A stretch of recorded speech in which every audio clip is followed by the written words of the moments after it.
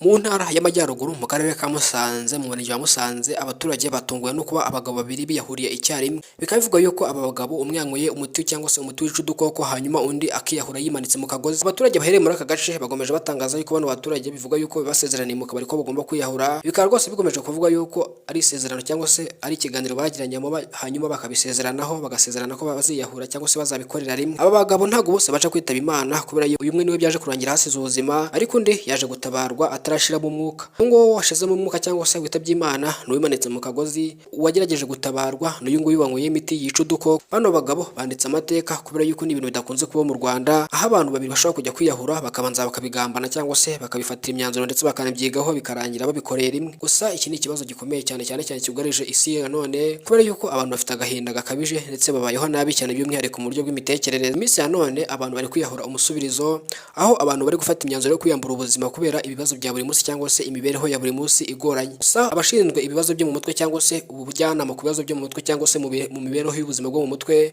bagomeza batangaza yuko abantu biyahuye muri iki gihe bari kwiyongera umusubirizo. Muri iyi minsi ya none rero aba bantu bari kwiyahura biravugwa yuko bari kuzira ibibazo bitandukanye, cyane byiganjemo ibibazo byo mu miryango, imibanire n'abandi ndetse n'ibindi bitandukanye, cyane harimo n'ubukene cyangwa se n'imibereho mibi. Ntabwo uzumva kenshi mu Rwanda abantu bajya kwiyahura ngo babisezeraneho ndetse banabikorere rimwe, cyane ko ugerageje kwiyahura cyangwa se uyambuye ubuzima ni umwanzuro afata ku giti cye, ntagire n'umuntu n'umwe abibwira. Ibi bisa n'ibitangaza kuba abantu bagiye kwiyahura bakabanza bakabisezeranaho ndetse bagafata n'igihe bazabikorera ndetse bakanabisezeranaho mu buryo bwimbitse ndetse kandi burambuye. Ibi ni ibitangaza bikomeye cyane, gusa ntabwo ari ibyo kwishimira, kubera yuko umuntu ufata umwanzuro wo kwiyambura ubuzima ntabwo ari igikorwa cy'ubutwari, ahubwo ni igikorwa cy'ubugwari.